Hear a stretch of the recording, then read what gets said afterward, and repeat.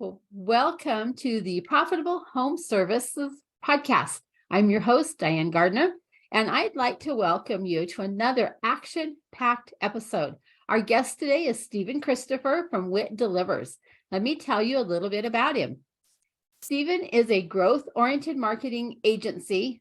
I guess not Stephen, but WIT Delivers is a growth marketing-oriented agency dedicated to supporting home service businesses.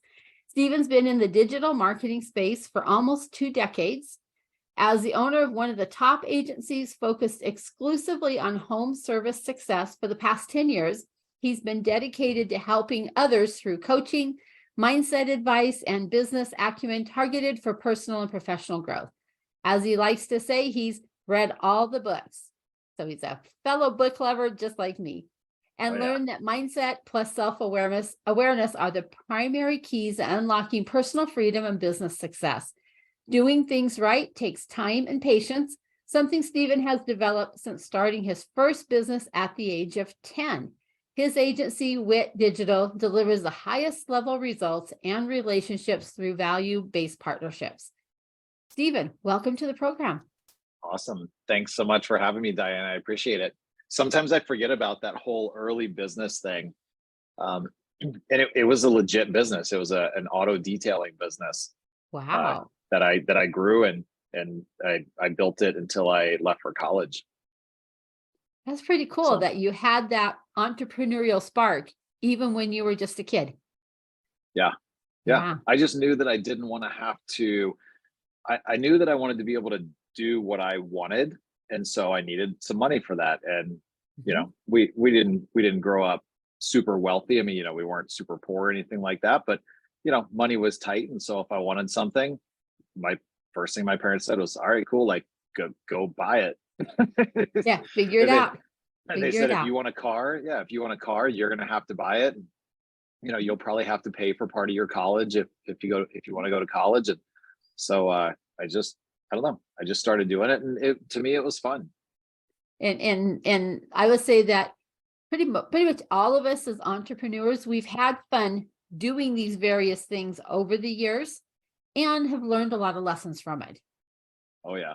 Yeah. Hey, I owned a mortgage company from about 2005 until 2008, and you can probably guess what happened to it because it's not in existence anymore. And so when 2008 hit, it was just a ridiculous wake-up call for how quickly things can change, and a great reminder about kind of paying attention to what's going on in the market. You know, don't forget to lift our head up and look kind of out at the whole landscape and not just get so tunnel vision in our own business that we forget that there are actually outside factors that can have an impact on our business, no matter how great the business is. And so 2008, man, that thing crashed and burned. I ended up, you know, a couple $100,000 in debt that I got left holding the bag for. And Wow. It was probably the best business lesson and experience that I ever got. And I used to say it was, you know, one of the most expensive, but I was talking to somebody, they said, you know, was it the most expensive, or actually was it one of the least expensive compared to if it had happened later in life when I had a company that was much bigger, a lot more, you know, a lot more employees and stuff like that. So yeah, great point. It was either way, it was very well worth the investment of the lesson. Yes. Yeah. I think we all have some of those in our background where we've come through those really hard times in life, and looking back, you're thankful for the lesson. At the time, not so much, but when you look back on it, you're very thankful that you learned. Hopefully you learned it the first time and don't have to repeat it. Yeah. I learned a good lesson when I was sleeping on my, you know, at my buddy's house, couldn't pay rent. Easy way to make that lesson stick. Yeah, exactly. So then you pivoted off and you started a marketing agency. Yep. And that was actually on the tail end of the mortgage company. So mortgage company went under. We literally went from making money, profitable, being able to produce income, to within 72 hours, all of our lenders had their doors shut, and that was it. It was over that fast. Oh my goodness. And so I kind of looked around and said, okay, I got to do something here. And I took a very low paying job at kind of a friend's company to just do something in the short term. And then I realized, okay, what did I learn from the mortgage business that could be valuable that I could start another company from? Because I also learned that I don't prefer dealing with really cyclical markets. Right. And Okay. so I was just like, cool, I'm out of mortgage. I'm not interested in real estate or any of that kind of stuff. I want something that's going to be very kind of consistent. And so ended up starting a digital marketing agency because I had learned search engine optimization or SEO while I owned the mortgage company, because that was how we got all of our Okay. leads, was from the Okay. digital marketing side of things. And I just kind of realized with a buddy of mine that, hey, there's probably some opportunity or some need for other businesses to have this digital marketing thing, this SEO thing. And sure enough, over the course of a few months, we got everything set up, got a couple clients, and we were off to the races. And so that started in 2009, and then we did pretty well. But myself and my business partner had different ideas of what do you do when you start to actually become a real company and have a decent number of employees and actually grow. And his was different than mine. Mine was, you push the gas pedal down, you reinvest in employees, like, you grow the thing You built, because it wants to grow. And his was different. And so we ended up parting ways in 2014. And then the next day was when I started what is now WIT. Okay. Wow. That's a neat story. I did not know that story about you. So thank you for sharing that. Yeah. I As- learned a lot about business partners and there was a lot of things that we should have done differently in our partnership as far as just communication and what does each of us want out of the business. And he wanted something different. He wanted a little bit of revenue, but never having to work. And there's nothing wrong with that. It was just very different. Yeah. Maybe down the road, I'll have you come back on and we'll do a deeper dive into the whole partnership angle. Because I think too many business owners, let me use the word, hop into bed with somebody to become a partner with them before realizing that we have different goals. We have different aspirations, and we're not going to pull evenly in the the visual of horses in a harness or something. We're not going to pull evenly if one's wanting one thing and someone's wanting something else. So, but that would be a great topic to explore later on, because I see those fail constantly. And there's reasons behind it, but we're going to go back to your marketing agency. All right, let's do it. And a lot of the home service businesses that I work with are using a marketing agency of some sort. So my question for you, or my first question for you, is how can we know if they're really getting results or anything from this marketing agency? They all promise wonderful output. The client down the road really doesn't know if they're getting anything or not. Help us with that. Yeah, I mean, so one of the things about me and about WIT is that we try really hard to be very open, very transparent, very honest, even if we have to say something that maybe that the client doesn't necessarily like or something like that, but we just try to be really open and honest. And so we've kind of been really pushing to do that within this industry as well. And what I mean by that is, you hire a marketing agency to essentially either grow your brand, right? Make your brand more relevant and more well-known in your market, and or get leads. Ultimately, that's it. There's really nothing else that you hire them for.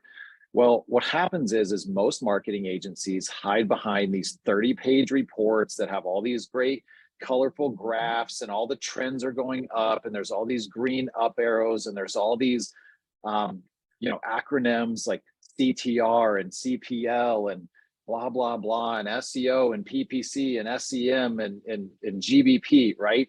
And what a lot of them do is they hide behind all of these kind of metrics that don't really quite matter, but are useful for the marketing agency to know, like as leading metrics of if they're going in the right direction or not towards getting you leads.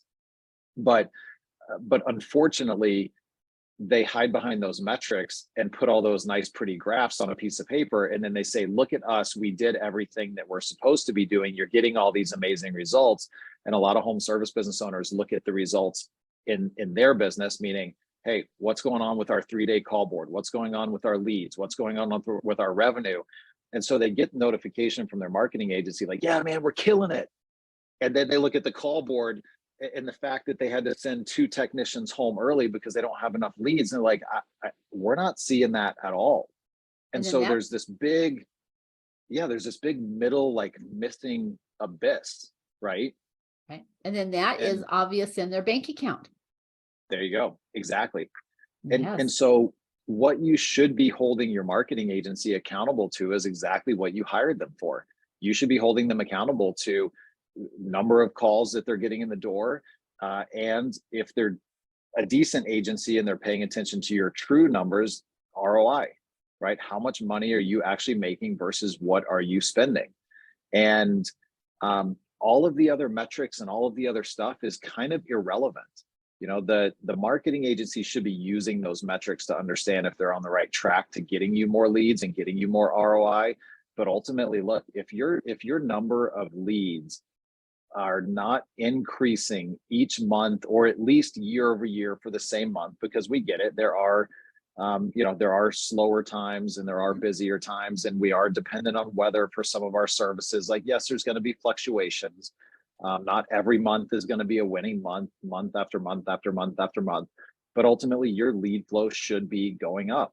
And that's what you should be holding your marketing agency accountable to. And so if you're one of the ones getting those big 30-page reports and the agency says, no, you don't understand, look at all these pretty things, we're going great. But if they're not willing to look at true lead numbers and true ROI for what you're generating or what they're generating for you, then nothing else really matters. And so, I mean, what I would tell people typically is you need to make sure that those metrics are being reported to you and that they're matching up with the metrics that you see in your system. So with our clients, most of our clients are on Service Titan or House Call Pro. We get access to our clients' CRM, and we pull direct ROI numbers from their system versus the leads that we're driving. And that's how we determine success. So are there a few metrics that the clients or the service business owners should be paying attention to? I mean, I would be paying to qualified leads. Okay. How many new leads are you getting every month? And then is that number over time consistently going up? And is ROI for each of the lead sources, is ROI actually going up? Are you making more money? And so, like, if you don't already have Service Titan or House Call Pro set up, you should be tracking, or you should know, as the business owner, you should have optics on, hey, here's how many leads I got from organic SEO, right? Because those have separate tracking phone numbers. That's how they come into Service Titan. And you should know, great, we generated 112 phone calls from SEO and we paid, whatever, $5,000 for the month. Of those 110 phone calls, we booked 70 of them. And then our revenue was whatever, $100,000 in revenue. Those are the things that you really should be paying attention to and that your marketing agency should be reporting on. I like that, because that's nice and It's as simple as that. Yeah. Yeah, we got rid of, for years and years, I told our team, I said, I want one-page reporting. And, we never made it there. And I kind of knew, I just said, if we say we want one-page reporting, maybe we get it down to 2 or 3 page and that'll be great. And that's still better than most. But with the addition of a new CEO that I brought in last year, and has done amazing stuff, he actually got us to 1-page reporting. And our reports look a lot like a P&L, and it says, hey, here's what you budgeted to spend, here's what you actually spent, here was the results from it, and here's the ROI, or here's the revenue multiplier that you got from what you spent. And then we do have a lot of other data that if a client wants to see some of those other metrics, like keyword ranking and cost per lead and the stuff from paid advertising, we can put those on the report as well. But we wanted to give the client exactly what they're paying us for and give them optics on that. And then the other cool thing is it gives our team nowhere to hide. Right. Right. Yes, they're very accountable for that output. Yeah, absolutely. So it's a little bit uncomfortable, but when you give the team something very narrow to focus on, it makes it much more likely to happen. Whereas most agencies give the team, these 72 metrics that they've got to make increases on. And so their focus is so diversified that they can't just figure out what's going to work best for making this client money and driving them phone calls. They're too busy trying to meet the metrics to stay out of You trouble. got it. Yeah. Exactly. Yeah. I could not have said that any better myself, because here's what I also don't want people to think. I don't want people to think that most marketing agencies are bad or don't know what they're doing or stuff like that, because most of them do. What they don't know how to do very well is run a business. Mhm. They don't know how to build a culture. They don't know how to take that really specific great knowledge that the owner or the initial core team had about getting results, and they don't know how to duplicate it across, or they don't know Right. how to scale it, right? And so that's what we see. A lot of agencies start out really well, they get really good results, and then they grow to 10 employees or 20 employees, and it's like, dude, last year you got these results for this client. Like, what's happening? You've lost it Mhm. all. No, they just didn't know how to scale the business, and they lost track of what was the most important. Which was that bottom line net profit for that Yeah, business owner. yeah, Yeah. absolutely. Yeah. Yeah, and it's uncomfortable, but hey, we set out to do two really amazing things in this industry when it comes to marketing for home service, and the only thing we focus on is results and relationships. Mhm. So, are we providing the true best results, and are we also providing the true best relationship? And I if we think do it's those things, everything else falls into place. right. And I think in today's era, relationships are so important, especially as we've come through the pandemic and people were segregated away from everybody else. And I think they're starving for relationships. So if we can help them build those relationships, it's a win-win for everybody. Yeah. Yeah. One Yeah. of the biggest things that I get when we do like new potential client prospect calls, I always just ask them, first question I ask is, why are we talking today? Why are you open to having a conversation with another marketing agency? Because I want to make sure that I understand what your real problem is, so that I know if we can solve it. Because maybe we're not the right fit for you. But if I know what your problem is and why you're open to having a conversation, then I can much more quickly determine if we can solve it. And one of the biggest things that we get is that there's no connection. They feel like nobody's actually watching their back. They feel like, their account manager has changed 3 times in the last year. They feel like the agency has put the agency's growth ahead of their growth. Mhm. The agency just wants to grow as fast as it can, but it kind of forgot about why they even exist. And if you forget about your why, then things go south pretty quickly. Yeah, absolutely. Yeah, Yeah. because then you start doing things like trying to hide behind data, and like, Mhm. you're like, okay, if I can just have the client not be frustrated this month, I'll fix everything next month. Well, Mhm. we all know how that works. Next month never comes, and then before you know it, you're 5 months down the road kicking the can, and then it all blows up, and you're surprised why. Like, no, it's pretty obvious. Yeah, pretty obvious. We just couldn't get to it. Yeah. Yeah.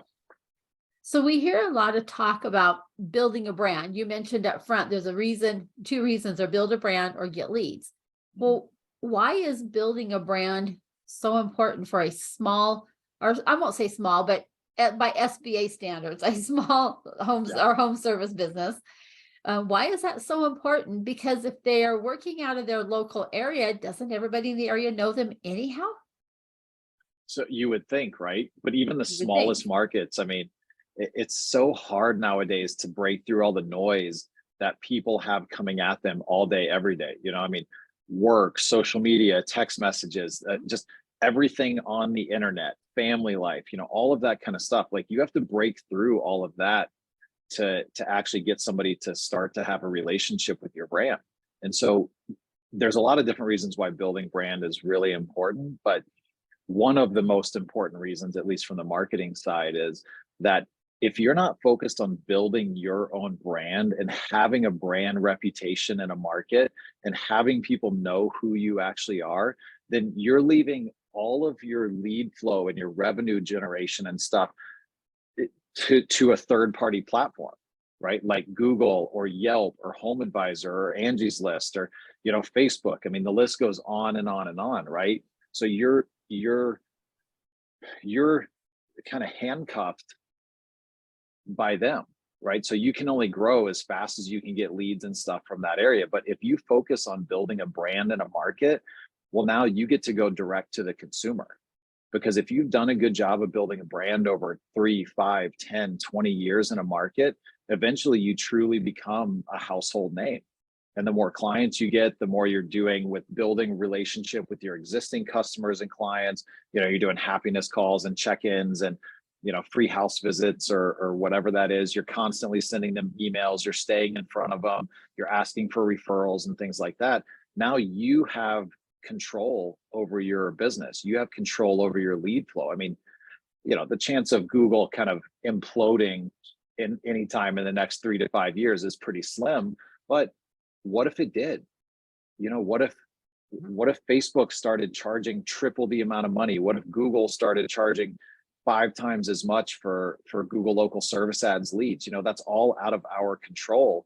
But yet we build a business based on that stuff. And so the importance of making sure you're building a brand and you're building a name in a community it's imperative. And a cool byproduct of building a brand is it's more fun. You get to be involved in the community. You actually get to have impact. You get to sponsor the Little League. You get to sponsor Girl Scout troops. Whatever it is that makes you excited about living there, you get to give back to that community, which only then grows your brand even more.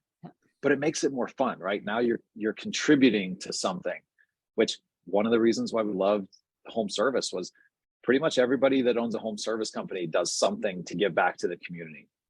Yeah, they're very active. Yeah, most other businesses don't. Yeah. No, they don't. Yeah, you never see them or rarely see them. Yeah, absolutely. Yeah. So it's cool like that. That's one of the reasons why we like this industry. Well, it sounds like it takes quite a while for this brand to actually get built. It's not something that's going to happen overnight. Very, very correct. And so when we talk about brand, like to owners and stuff like that, we just say, look, you've got to create some sort of a strategy where you're at least doing 1 or 2 little things here and there consistently over time, AKA forever. And eventually you will grow that brand. It takes a long time for it to happen, but when you get there and you look back, it was well worth it, and it never takes as long as you think that it would, and it was never as hard as you think that it had to be. Because a lot of growing brand isn't about okay, pick the right PPC company and pick the right SEO company. I mean, that's kind of important, but it's more about just look, how committed are you to making sure that you live by your company core values, you deliver unbelievable and epic service. And then really all you have to do to start growing a brand is just add a little, 5 or 10% more work on the top of those things you're already doing to showcase to your local community, to kind of pull back the curtain and show them who you really are as a company. And then as they start to resonate with that, that's what builds that brand trust. That's what builds the connection to the brand with the people that are your ideal clients, or the people that are from your community. So you're already doing a lot of the stuff to grow a great brand, right? Because you're already doing the culture internally. You're already caring about your employees. You're already caring about your community. A lot of home service companies, I mean, they're the first ones, right? Big storm comes. What are they doing? They're out installing HVAC systems for free to the people that desperately need it. You're already doing the work. So you've already built the brand. It's just they missed the mark in showing the community and showing the people that live there who they really are, because they've already done it. Mm-hmm. And then they just need to shine when it's time. Yeah. Be ready to roll. Yeah. So how is this different than just hopping on and buying a list of leads from somewhere or throwing a bunch of ads out on Facebook or something? How is this? It sounds like this is more of a holistic approach. Yeah. I mean, there's a couple different ways we can approach it, right? Like from the digital side, it can be as simple as picking up your phone once or twice a week, or having somebody in your office that's, maybe they love social media, or maybe they're really good with like video on their phone or something like that. Just picking up your phone and kind of documenting what's going on around the company. A lot of people have like, technician meetings, right? Once a week or once every other week. And there's some sort of energy around it. And, some companies spin a prize wheel and all that kind of stuff. Like, it's just taking pictures and videoing what's really going on, and then choosing a couple different platforms that you feel comfortable with, and then sharing that information. is it Facebook and Instagram? Okay, cool. Like, hey, maybe you're really funny, and then maybe TikTok would be good for you. If you're kind of a jokester and you kind of have that vibe, great. Like, we're seeing companies grow by showing the community who they are just on one platform like TikTok. But Wow. I don't try never to even, be, yeah, don't try to be everything to everybody. Don't freak out. Like, we get people all the time say, oh, I got to be on social media. Like, can you get me on social media? We're like, well, why? Like, well, the guy down the street's on TikTok and he's bigger than we are. Well, okay, maybe the guy down the street is better at TikTok and that's why Mhm. they're doing it. Or maybe the guy down the street has no clue what they're actually doing and they're just trying everything. And so it's actually not that effective, but you just see them as being double the size. So you're trying to copy everything they're doing without actually paying attention to it. So I kind of lost my train of thought on that, but it's just getting out there and showing people what's going on. So like I said, grabbing a phone and just taking some really good pictures. And it doesn't have to be this great quality, high production value thing. That actually doesn't work as well as it used to.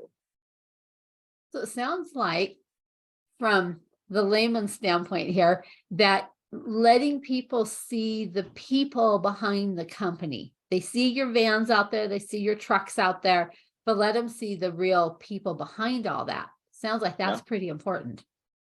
People do business with people that they know, like, and trust. I mean, why do you think, look at podcasts, right? When podcasts and video interviews all started, like, one person was well known, they brought guests on their show, they immediately transferred all of that trust, and then those Mhm. other people's businesses started to grow. So yeah, it's just showing people who you really are. And this is the point that I want to keep driving home, that we talked a lot about, is you don't have to come up with, like, let's just use social media in regards to branding, right? You don't have to come up with this perfect social media strategy that has this content calendar that's every post and topic is dialed in for the next 6 months. It doesn't have to be that big, because that's very kind of manipulative, right? Like, you're trying to put out this perfectly perceived vision of who you are to your customer. Well, people can feel that it's not necessarily true.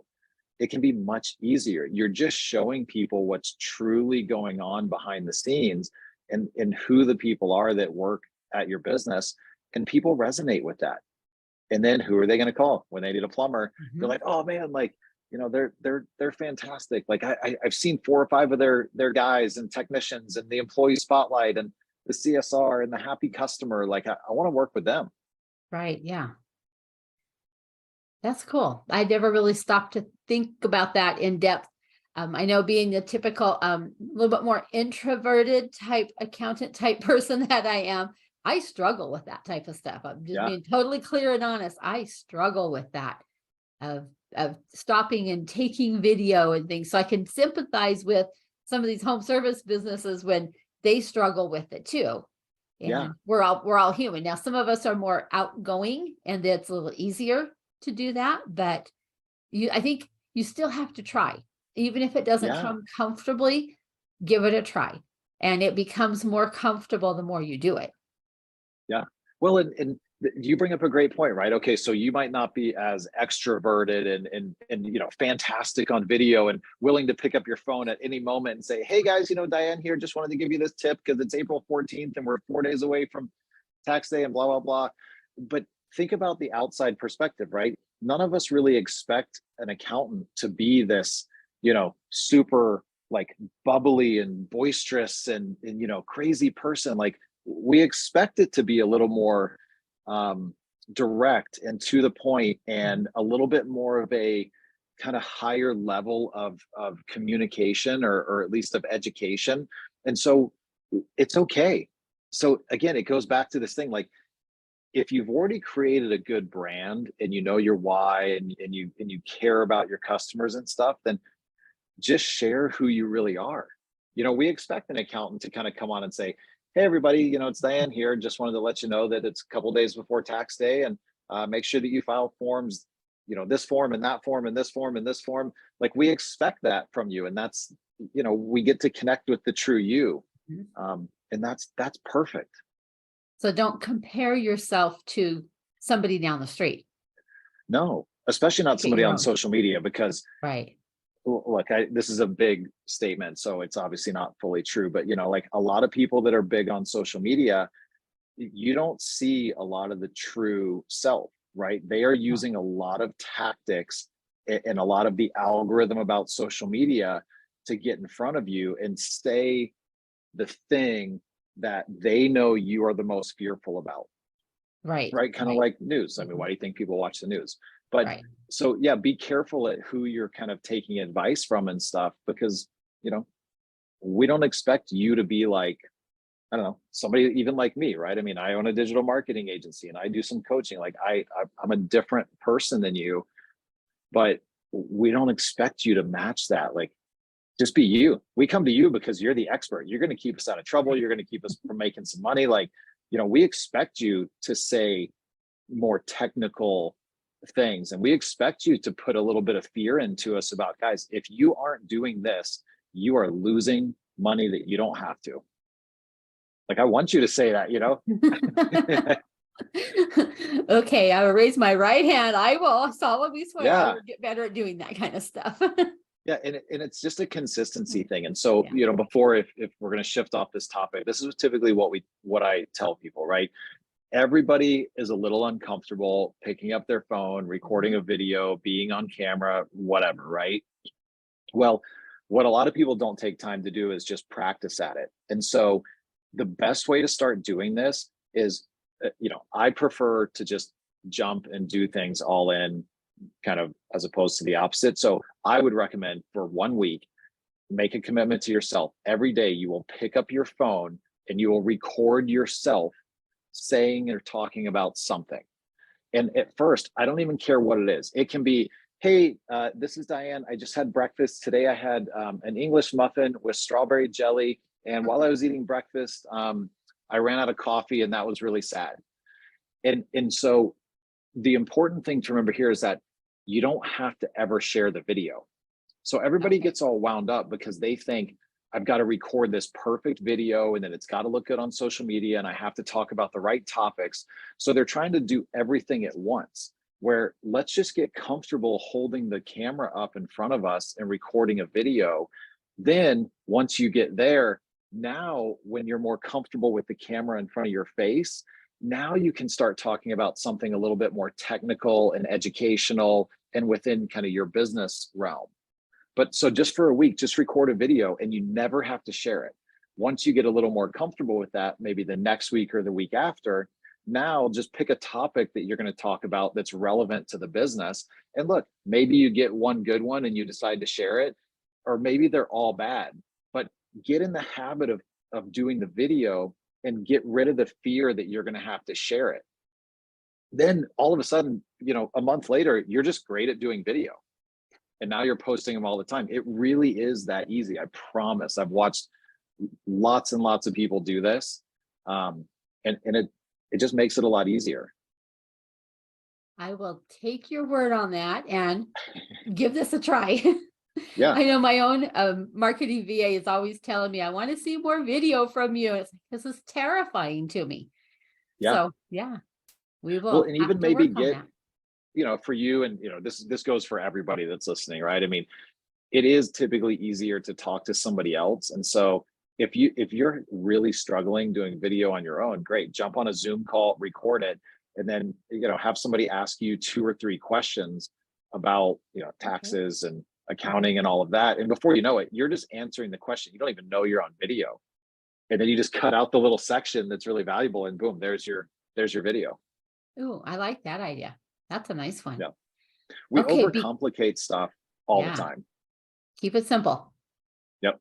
Yeah. Okay. I love that. I've never had anybody say anything about hop on Zoom and have somebody ask you a couple questions. That would be great for any of our home service businesses, Yeah. because they could share all kinds of wealth of how to do certain things, or why this particular way is how it needs to be fixed, or what this means, or there's so many things that they have so much knowledge that their customers don't even know about. Yeah, the easiest, because the second thing, so I get two objections when it comes to video. One, I don't know how to do video. I'm terrible on camera. It doesn't feel good, right? All of that kind of stuff. Okay, well, what I just talked about solves that one. The Mhm. second biggest objection I get is I don't know what to talk about. I don't have anything to talk about. I don't know what to say. I don't have any good topics. Nobody wants to hear what I have to say, blah, blah, blah. So here's how you solve that one, especially for a service company owner. You give all of your CSRs and anybody that interacts with a customer a yellow notepad, and you tell them for the next 24 hours, I want you to write down every question that a customer asked you, That's every amazing. single one. So you can't tell me, even if you only had two CSRs or one CSR and two technicians, how many interactions do they have every single day? Mhm. And what are customers doing? All customers do is ask questions. How much does it cost? How long is it going to take? When are you going to get here? How do I know that you're not ripping me off? What's the final price? Can I see a breakdown of the bill?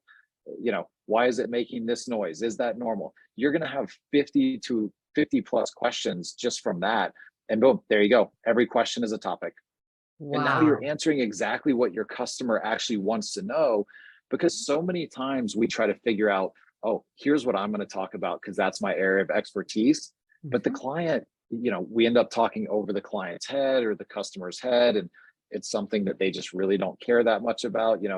Customers are simple. They want to know, hey, are you going to put my house back in a proper order when you leave? Or is there going to be a mess? I have a young kid. Is there going to be dust everywhere? Do I have to get a cleaner? Are you going to respect my home? Are you going to be there on time?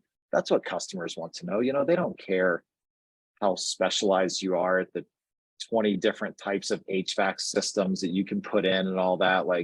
That's important, but it's not the most important thing to them. So that kind of pulls us back around to being human again, letting them Yeah. see the human side of your business. Yeah. Yeah. It's one of the scariest things that you can do is start showing who you truly are. Because think about it, every major person, well, not every, but a lot of major people on social media, it's not truly them. Mm-mm. They're a different person, and that's a hard thing to live. And people are becoming more and more aware of that. And so it's becoming harder and harder to kind of manipulate people into following you and connecting with you. Like, people want to see the true authentic person. And so if you're kind of that, funny, you make jokes at everything business owner and you laugh and you kind of have a lighthearted culture, show that. If you're Mhm. the man or the woman that's like, hey, we run this thing like a business. We are efficient. We are in and out the door. We are on time. We do what we say. We know what our profit numbers are. That's fine too, but just be that person, because there's so many customers in every market, and every customer is going to resonate with somebody a little bit more versus somebody else. And so if you're that direct, cut to the chase, kind of no BS, black and white, like, hey, we're going to get it done for you better and faster and at a fair price than anybody else, cool, you're going to resonate with these Mhm. customers over here. If you're kind of the happy-go-lucky fun, like, let's go, get a dunk tank and dunk our technicians and videotape that, cool, you're going to resonate with people over here. So just be you. And I think when it comes to resonating with a certain type of audience, there is plenty of people out there to resonate for. And it's okay that Yep. you only resonate with a particular kind of people. You don't Yep. have to be everything to all people, because you really Yep. can't do that. Yep. Yeah. Never Yeah, try to be everything to everyone. Otherwise you end up being nothing to everyone. you bet. Yeah. Yeah. Now, since this podcast is all about finding profits and increasing profits for our home service businesses, can you tell me something that maybe you've seen in common as you've worked with different home service owners over the years that is a profit leak in their marketing? Oh my gosh. So you can tell me if this counts as profit, because this Okay. definitely counts as revenue. Okay. And it ultimately ends up being profit. But one of the biggest things that we see in home service companies is the CSR team, how you answer the phone. Because we Ooh. go back in and we listen to thousands of our clients' phone calls, mainly so that we can understand the quality of the lead and make sure that the leads we're driving for them are really, really good. But as a byproduct, when we started doing that, we also started learning how many CSR teams are not very good. And unfortunately, how many of them are not necessarily tracking the data accurately? And so when an owner goes and says, oh yeah, my booking percentage is 80%, because that's what Service Titan tells me, we might go in and listen to all of their calls for a couple months and we find out that their booking rate is actually like 40%. Oh, wow. And I don't think it's because they're trying to, necessarily always manipulate the system. It's just maybe they were never trained on how to quantify calls or qualify calls and what bucket do we put them in. And they weren't trained fully on Service Titan and stuff like that. And of course, hey, unfortunately, a large amount of CSRs think that their job is just to answer the phone, answer the person's questions, get off and get on to the next call. But the most successful companies that we work with are the ones where, man, if their CSR team is dialed in and they show empathy and they care about the customer and they work through problems and they understand that their goal is to convert as many of those callers into booked calls, when they understand that's the objective, and they get trained on it consistently and train how to do it, you want to talk about a change in revenue, it's overnight. And so for anybody listening to this, if you're looking to increase the revenue in your business, that's the first place I would start. Go in and listen to 200 or 300 of your phone calls and see how much improvement there is there. Well, that sounds like that's a number that would dramatically affect the bottom line. If you can get them from 40 to 80% with a minimal amount of effort and or cost, because there is a little bit of cost in training your CSRs. Yeah. But if you could drop that from 40 to 80% on their calls, that's an immediate drop to their bottom line, which hits their profit. So that's a huge profit leak. So thank you for sharing that one. Yeah. Yeah. I mean, it's the first thing we do. So if a client calls us and is, like frustrated, right? They're like, man, we need more leads. Like I got guys sitting around and I had to send this technician home. We always say, okay, cool. Give me like a couple hours and we'll go in and we'll start listening to hundreds of their phone calls as fast as we can, because not necessarily to help identify that maybe it's their issue, not ours, but we go in because we can learn so much about the quality of leads and where they're coming from. And, maybe 3 of their 5 service areas are booking way better than the other 2. And so when we go in and listen to calls, we can identify that and say, hey, we might want to cut the budget or not push as heavily in these 2 areas because for whatever reason, they're just not converting. When all the metrics look great from our side, right? We're driving these great calls and the lead quality is there, but for some reason, they're just not booking in those 2 towns. So great, let's make some decisions. Mm-hmm. And be willing to make those changes once you're aware of them. Yeah. It's, I mean, you understand it, like, especially as a business owner, right? We think that we kind of have it all figured out, or we want to think that. And then sometimes it's a little scary to look at the most obvious thing. But yeah, just be willing to look at it, because then you can fix it. And no business is perfect, right? There's always 20 things or more that could be fixed or improved on. Like, it's never perfect. No. And just when you think you've got them figured out, it's time to go back and start it down the list again. Yeah. Oh, which that's a great point, right? I mean, in marketing, things that worked 3 years or 5 years ago, they got a certain return. They're just different. Mm-hmm. Pay-per-click marketing has changed dramatically. 8 to 12x used to be a great return. Now, like 4 to 8x is an unbelievable return. And the economy is going to continue to shift. Things are going to continue to change, and that might even go down a little bit more. But just be willing to look at the data and say, great, this doesn't make as much sense now. Where can we shift that money and invest it to where we're getting a better ROI? Right. So constantly being aware of your numbers, understanding those numbers. Where do they land? What should we be watching? What should we be measuring? And then being able to make those hard decisions. Yeah. So, yeah. I love that. I mean, the stuff that you do for clients and give that clarity, even though it can be painful initially a little bit, who cares? The numbers are the numbers, right? And just accept it and say, okay, cool. What can we do to improve this one? And then start moving in that direction. Right. And don't look at them like it's a report card, I failed or something, but rather here's an area we can immediately start working on and start getting some improvements. Yeah, absolutely. Yeah. Okay. Well, thank you so much for coming on the show today. I'm just amazed at all the nuggets and the things that you've been able to share with our listeners. You've really opened my eyes, and you're going to make me think I'm going to have to get my phone out now and start recording myself. Just once a day for 5 days. That's it. Once a Just start day. with that. Okay, I think I can do Remember, that. it doesn't matter what you say. It doesn't matter what you talk about. It's 100% irrelevant, because all you're doing is you're separating all of the different pieces that make it scary, and you're just tackling one. People freak out when a camera looks at them. So just get used to that first. Then start actually talking about something that's, important or kind of business related. Well, thank you again. How can our listeners learn more about you and WIT Delivers? Yeah, absolutely. One, just thank you for having me on. This is fantastic. I love talking about this stuff and kind of taking a little bit of a different approach, right? Everybody hears the same thing from marketing agencies, and I'm really trying to help people, I don't know, get some clarity on what to pay attention to, and that marketing doesn't have to be this scary unknown thing. So thank you for taking the time to have me on. And if you want to know more about us, you can go to our website, www.witdelivers.com. You can also email us at ask@witdelivers.com. And that goes to a few of us, myself included. And so even if you just have questions about marketing or whatever, want to know if you're getting good results right now, or want us to look at one of your agency's reports and kind of give you some feedback so you can take it to them and get more out of what you're paying for with the marketing, we're happy to do that. No sales pitch, none of that junk. Like, we're just truly here to help and answer these questions. So those are the easiest ways to get a hold of us, and happy to help however we can.